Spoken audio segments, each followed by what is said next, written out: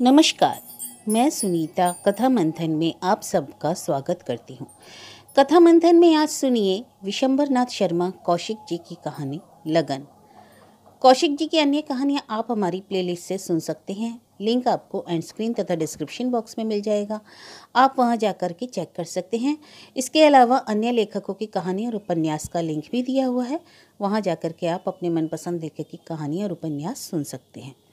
तो चलिए शुरू करते हैं कहानी लगन, लेखक विशंबरनाथ शर्मा कौशिक।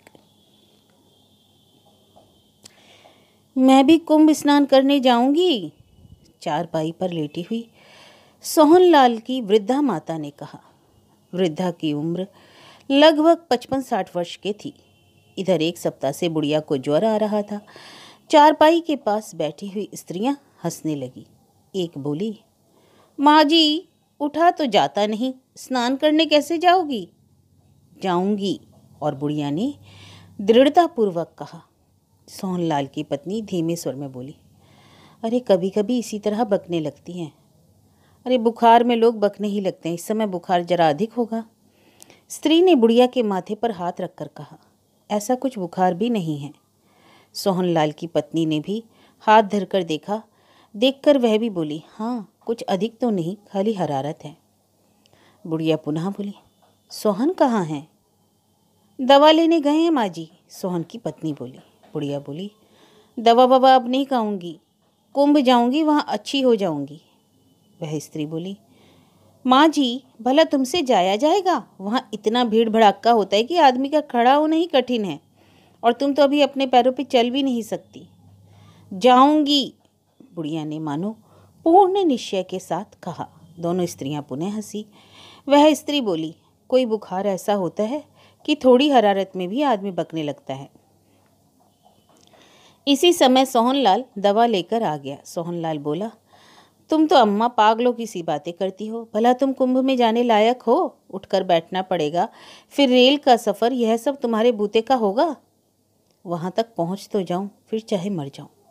अरे वहाँ तक पहुँचना ही तो कठिन है, तुम तो रास्ते में ही रह जाओगी। तुम नहीं जा सकती, उसका ध्यान छोड़ो। नहीं, जाऊँगी जाऊँगी, जरूर जाऊँगी। अच्छा जाना, पहले जाने लायक तो हो जाओ। अभी कुंभ के 4-5 दिन बाकी हैं, तब तक जाने लायक हो जाओ तो चली जाना। बुढ़िया फिर उसी प्रकार बोली, हाँ जाऊँगी। सोहनलाल ने दवा पिलाई। थोड़ी देर पश्चात बुढ़िया को नींद आ गई। शाम को सोहनलाल के परम मित्र ब्रह्मानंद आए। उन्होंने पूछा, माँ का क्या हाल है? हाल वैसा ही है, बुखार तो अभी उतरा नहीं और कुंभ की रट लगाए है। अरे क्या बतावे, बेचारी ऐसे बुरे मौके पर बीमार हुई, नहीं तो मैं उन्हें अवश्य साथ ले जाता। अच्छा तुम कब जा रहे हो? सोहन ने पूछा। मैं कल जाऊंगा। और साथ में कौन कौन जा रहा है? माँ है, बुआ है, छोटा भाई और पत्नी। बड़ा बखेड़ा तो लिए जा रहे हो। अरे क्या करूं, प्राण बचते हैं। मुझे तो भाई इन बातों में विश्वास ही नहीं। कुंभ नहाने से मोक्ष मिलती है।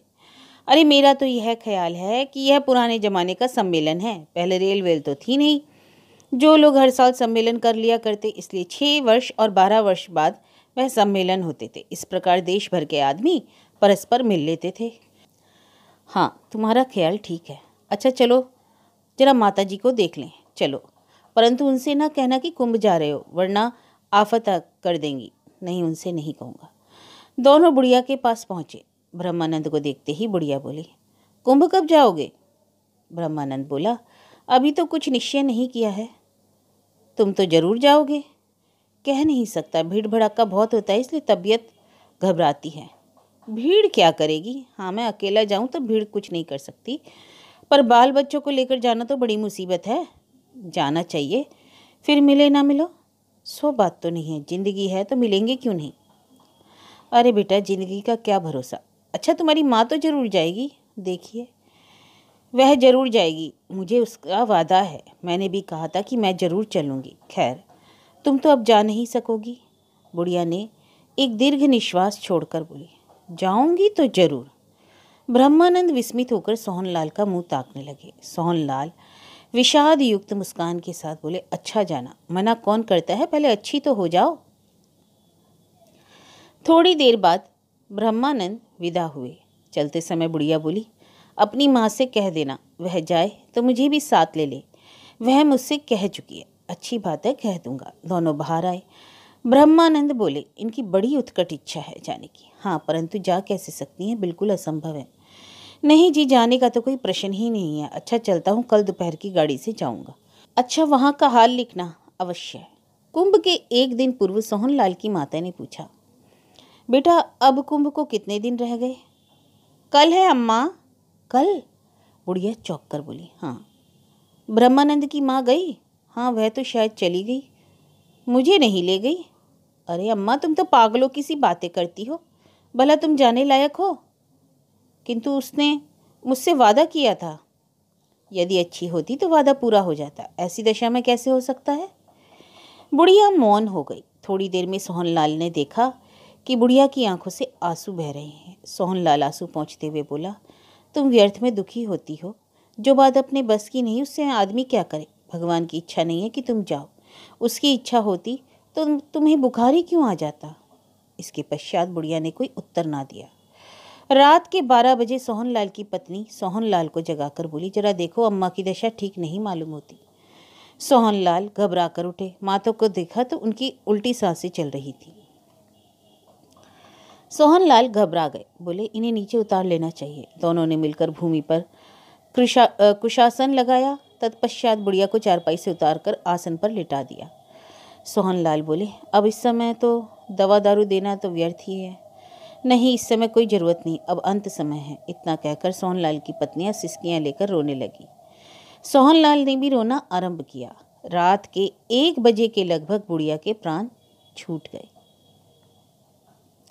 बुढ़िया की मृत्यु के 4 दिन पश्चात सोहनलाल को ब्रह्मानंद का पत्र मिला। पत्र में लिखा था, प्रिय सोहनलाल, हम सब सकुशल हरिद्वार पहुंच गए। कैसे पहुंचे यह न पूछो, और जो मुसीबतें उठाई वह हम ही लोग जानते हैं। यहाँ बड़ी भीड़ है, रास्ता चलना भी एक समस्या हो रहा है। खैर, इन बातों का विस्तृत वर्णन मिलने पर बताऊंगा। एक बड़ी विचित्र बात हुई। कुंभ के एक दिन पहले अर्थात 13 तारीख रात को माता जी ने एक बड़ी अद्भुत बात देखी। सवेरे 3 बजे का समय था। माँ सबसे पहले जागी और शौच जाने के लिए दालान में पानी लेने गई। सहसा उनकी दृष्टि आंगन की ओर गई। आंगन में चांदनी फैली हुई थी। सहसा माँ ने देखा कि तुम्हारी माता आंगन में खड़ी है। मेरी माता की ओर वह देखकर मुस्कुराई। माता जी चकित होकर बोली, अरे तू कब आई? तुम्हारी माता ने कोई उत्तर ना दिया, केवल मुस्कुरा भर कर रह गई। मेरी माता जी आंगन की ओर बढ़ी। उनके बढ़ते ही तुम्हारी माता अदृश्य हो गई। मेरा ख्याल है यह है कि अम्मा ने तो स्वप्न ही देखा होगा, पर वह निश्चयपूर्वक कहती हैं कि उन्होंने यह सब जागृत अवस्था और पूरे होश आवास में देखा। परमात्मा जाने क्या बात है। माता जी की तबीयत कैसी है? अम्मा तुम्हें और बहू को आशीर्वाद कहती हैं। तुम्हारा ब्रह्मानंद। पत्र पढ़ने के पश्चात सोहनलाल पत्नी की ओर देखकर बोले, माँ तो शायद 1 बजे ही। पत्नी बोल उठी, हाँ, 1 बजे प्राण छूटे थे, और 3 बजे हरिद्वार में ब्रह्मानंद की माँ को दिखाई दी। इसका मतलब? विस्मयपूर्ण नेत्रों से पत्नी ने पति की ओर तथा पति ने पत्नी की ओर देखा, और दोनों मौन थे।